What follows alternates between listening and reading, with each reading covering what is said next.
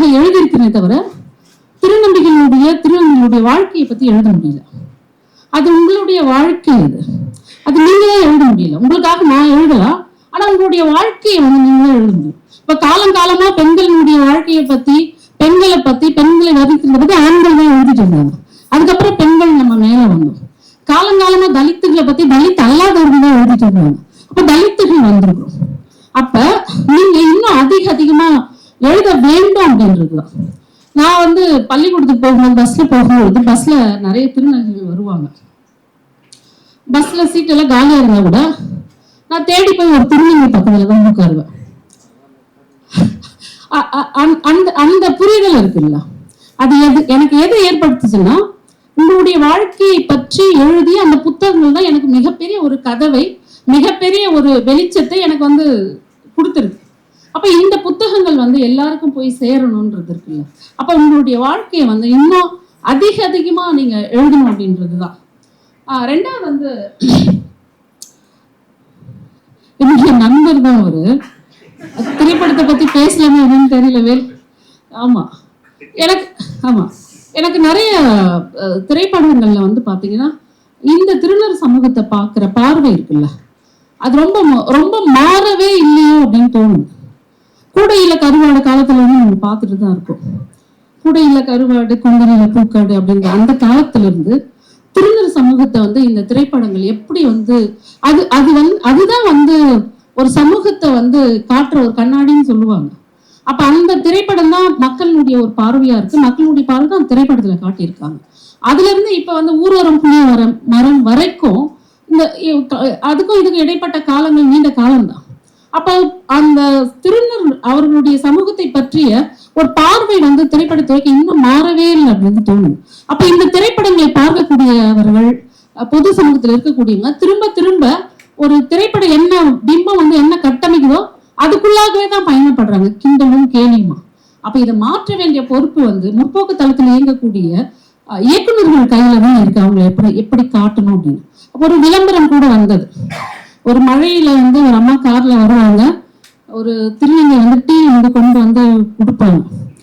கொடுத்த உடனே அவங்க காசு கொடுப்பாங்க. வந்து இல்ல நான் உங்களுக்கு மழையில நனைறீங்க, குளிருக்காக தான் கொடுத்தேன் அப்படின்னு சொன்னோடனே அந்த அம்மா அந்த தலைமையில 2 கையை வச்சு ஆசீர்வாதம் பண்ணுவாங்க.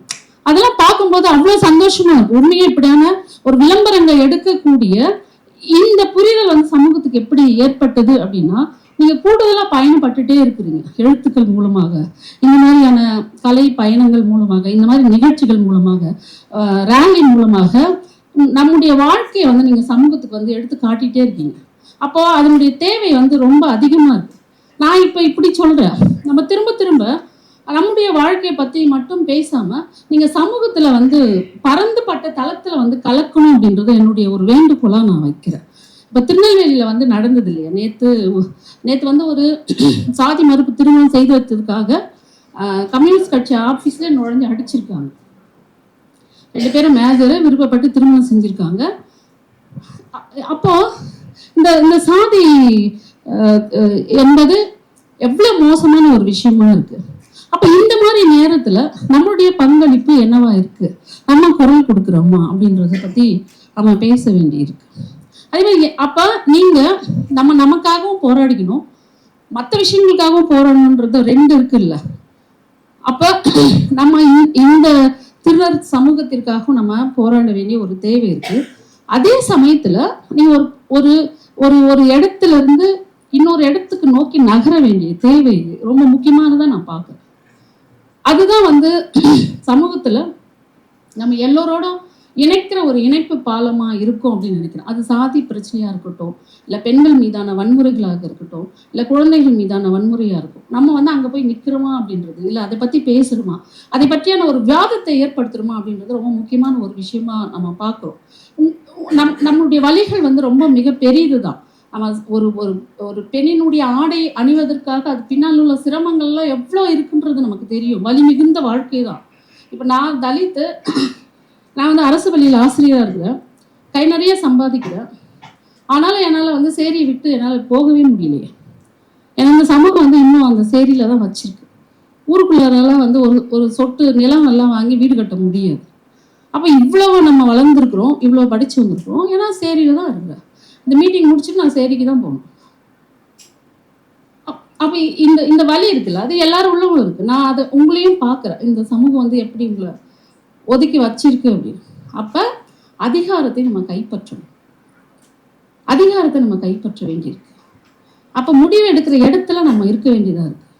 அப்போ ஒரு திருநங்கை வாரியம் இருக்கு, என்ன செய்யுதுன்ற ஒரு கேள்வி ஒண்ணு வைக்குது இல்லை. அப்ப அந்த திருநங்கை வாரியத்துல பொறுப்பு வகிக்கக்கூடிய அளவுக்கு ஏன் நம்மளால போக முடியல?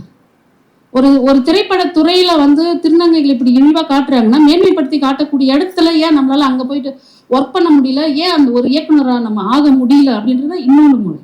அப்ப மீடியாலலாம் எப்படி காட்டுறாங்கன்னா, இப்ப அந்த விளம்பர படம் எடுக்கிறாங்களா, அப்படி அரசு எந்தெந்த இடத்துல எல்லாம் வந்து அதிகாரத்தை நம்ம கைப்பற்றுகிறோமோ அந்த இடத்துல எல்லாம் நம்ம அதை நோக்கி நகர வேண்டிய தேவை இருக்கு. ஒரு காவல்துறை அதிகாரியா இல்ல அரசியல்ல இது வரைக்கும் நம்ம பீகார்ல வந்திருக்காங்க, கொல்கத்தாலாம் வந்திருக்காங்க அரசியல். ஏன் தமிழ்நாட்டுல இன்னும் வந்து ஒரு திருநங்கை கூட எம்எல்ஏ கூட ஆக முடியும்? அதுக்கான ஏன் நடக்கல? இல்ல ஏன் நம்ம அந்த இடத்தை நோக்கி நகர்த்தல? ஏன் அரசியல் நம்ம எந்த அழுத்தமும் கொடுக்கல? ஏன் வந்து மற்ற துறையில இருக்கிற மாதிரி ஏன் அரசியல் நம்மளால கால் பதிக்க முடியல? ஒரு திருநங்கை தமிழ்நாட்டுல ஒரு எம்எல்ஏ ஆக ஒரு திருநங்கை எப்போ? அப்ப அரசியல் அதிகாரத்தை வென்றெடுக்கணும்னா நம்ம இந்த இலக்கிய தலங்கள்ல, முற்போக்கு தலங்கள்ல இதுல மட்டும் பயணிச்சா போதாதுன்னு தோணுது. அப்ப அதை நோக்கி நகரக்கூடியதுதான் நம்ம. ஏன் ஒரு கட்சியில நம்ம சேர்ந்து ஏன் ஆகக்கூடாது? நமக்கான வாய்ப்பு வந்து எங்க மறுக்கப்படுது? மறுக்கிறதுக்கு தடையா இருக்கிற காரணங்கள் என்ன? அதை வந்து எப்படி உடைக்கிறது? இல்ல எதை நோக்கி முன்னேறது? அரசு நமக்கு கொடுக்க மாட்டாங்க, ஆனா கொடுக்குற அளவுக்கு வந்து தவிர்க்கவே முடியாத அளவுக்கு நம்ம கொண்டு போய் நம்மளே நம்ம நிறுத்திக்கணும்ல. இப்ப தமிழ்நாட்டுல வந்து இல்ல உலக அளவுல கூட வந்து ஃபெமினிஸ்ட் ரைட்டர் தலித் போயிட்டு அப்படின்னா சுகீரனை தவிர்க்கவே முடியாது. அப்ப அந்த அளவுக்கு நம்ம கொண்டு நான் ஒரு சேரியில பிறந்து என்னோட அப்பா அம்மா எல்லாம் பண்டிகர் எல்லாம் கிடையாது, கற்றறிந்த புலவர்கள் அப்படிலாம் கிடையாது. என்னோட அப்பா வந்து 3வது தான் படிச்சிருக்காரு, அம்மா 5வது படிச்சிருக்காங்க. அப்பா வந்து ஒரு பறை அடிக்கிற தொழிலாளி, அப்புறம் பேரை கம்பெனியில் ஒர்க் பண்ணாரு. என்னோட தாத்தா வந்து ஒரு பறை தொழிலாளி, எல்லாமே பறை அடிக்கிறது. அப்ப நான் தவிர்க்க முடியாத ஒரு கிராமத்துல இருந்து இப்பவும் சேரியில தான் இருக்கு. ஆனா தவிர்க்க முடியாத இடத்துல ஒரு ஸ்ட்ராங்கா ஃபெமினிசம் பேசக்கூடிய, தலித் ஃபெமினிசம் பேசக்கூடிய, மாநில விடுதலை பேசக்கூடிய, தலித் விடுதலை பேசக்கூடிய இடத்துல நம்ம கொண்டு வந்து நிறுத்திட்டுல. அப்ப ஏன் அரசியல் பங்களிப்புல ஒரு எம்எல்ஏவோ ஒரு எம்பியோ, குறைஞ்ச ஒரு எம்எல்ஏ கூட ஆக முடியல? அப்ப எது இந்த தடையா இருக்குன்னு நான் கேட்கிறேன். நமக்கான உரிமை கிடையாதா? தமிழ்நாட்டுல தானே நம்மளும் இருக்கிறோம், இந்தியாவில தானே நம்மளும் இருக்கிறோம். அப்ப வாக்களிக்கிறதுக்கு மட்டும் நம்மளுடைய வாக்குகள் திருநங்கைகளுடைய வாக்குகளை வந்து வாங்கிக்கிறாங்க. அப்ப ஏன் நம்மளுடைய பங்களிப்பா ஒரு சட்டமன்றத்துல ஒரு திருநங்கையால ஏன் இருக்க முடியல? தவிர்க்க முடியாத இடத்துல நம்ம ஏன் நம்ம மாத்திக்க முடியலன்ற ஒரு கேள்வி இருக்குல்ல. ஒரு எம்எல்ஏ, ஒரு எம்பியா, ஒரு மினிஸ்டரா ஆக முடியல. அப்ப அந்த இடத்தை நோக்கி நம்ம நகரணும். நம்ம திரும்ப இந்த கொண்டாட்டங்கள் நமக்கு தேவைதான். ஏன்னா இந்த கொண்டாட்டங்கள் மறுக்கப்பட்ட சமூகம் தான் நம்முடைய சமூகமாக இருந்துட்டு இருக்கிறோம். நம்ம கொண்டாட்டங்கள் மறுக்கப்பட்ட சமூகமாக, கல்வி மறுக்கப்பட்ட சமூகமாக, உரிமை மறுக்கப்பட்ட சமூகமாக அப்படிதான் இருந்துட்டு இருக்கிறோம். அப்போ ஒவ்வொன்றையும் நம்ம கை கொள்ள வேண்டிய ஒரு தேவை இருக்கு. அடுத்த கட்ட பாய்ச்சல் அப்படின்றது அரசியல் அதிகாரத்தை நம்ம வந்து கை கொள்ளணும். ஏன் ஒரு அரசியல் கட்சியை கூட நம்ம உருவாக்கலாமே? ஏன் என்ன தடையா இருக்க போகுது? ஆரம்பிப்போம். மாற்று தானே, மாற்று சமூகத்தை உருவாக்கணும். மாற்று பாலினமா இருக்கிறோம், மாற்று சிந்தனையை முன்னெடுத்துட்டு போறோம் அப்படின்னா ஒரு மாற்று கட்சி நம்ம உருவாக்குறதுல என்ன தப்பு? ஒரு கட்சியை ஆரம்பிக்கிற வேலையை பாருங்க, நம்ம உருவாக்குவோம். இன்னைக்கு எம்எல்ஏ இல்லைன்னா கூட நாளைக்கு எம்எல்ஏ ஆகும், இல்லை 100 வருஷம் கழிச்சு எம்எல்ஏ ஆகும், எம்பி ஆகும். நாட்டை வந்து கைப்பற்றக்கூடிய ஒரு ஒரு ஒரு எல்லா சக்தியும் நமக்கு இருக்கு. அப்ப கல்வி அப்படின்றது சமூகத்தை நம்முடைய சிந்தனை எல்லாமே வந்து சமூகத்தை மாற்றக்கூடியதுதான். அது வந்து சும்மா வந்து வரவே வராது. போராடிதான் நம்ம வந்து வாழ்ந்து கொண்டிருக்கிறோம். போராட்டத்தினால்தான் எல்லாமே கிடைக்கும்.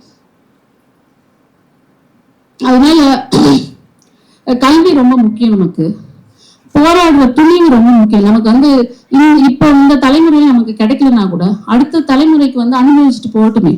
நம்ம இப்ப பழம் பறிக்கிற மரத்துல இருந்து, அது நம்ம வச்ச மரம் கிடையாது இல்ல, எப்போ யாரோ வச்சுட்டு போன மரத்துல இருந்து தானே பழம் பறிச்சு நம்ம சாப்பிடுறோம். அப்ப நம்ம போராடுவோம், அரசியல் அதிகாரத்தை நோக்கி நகருவோம். ஒரு முதல்வராக ஏன் நம்ம ஆகக்கூடாதுன்னு நான் கேள்வி கேட்கிறேன். ஒரு அமைச்சராக ஆக முடியாது. அப்ப இதை நோக்கிதான் நம்ம நகரணும், அந்த அதிகாரத்தை தான் பெறணும். எனவே ரொம்ப சந்தோஷமா இருக்கு, நான் தொடர்ந்து உங்களோட பயணிக்கிறேன். இங்க வந்து வெள்ளைமொழி ரேவதி அவர்கள் அவருடைய புத்தகம் வந்து 10 புத்தகங்களை வச்சிருக்காங்க. அதுல ஒரு புத்தகத்தினுடைய விலை 1000 ரூபாய்ன்னு சொல்லிட்டு 5 புத்தகங்களை 5000 ரூபாய் கொடுத்து வாங்கிட்டு அந்த தொகையை நீங்க வந்து உங்களுக்காக பயன்படுத்திக்கோங்க. அதே மாதிரி மறக்க அவர்களுடைய அறுவை சிகிச்சைக்காக என்ற ஒரு சிறு தொகையை நான் அதுக்கப்புறம் கொடுக்குறேன். ரொம்ப சந்தோஷமா இருக்கு. என்ன உங்களோட சேர்த்துக்கணும், இனிமே உங்களோட நான் இணைந்து பயணிக்கிறேன். என்னென்ன கேளுங்க, நான் செய்யறேன். ரொம்ப சந்தோஷம். நன்றி.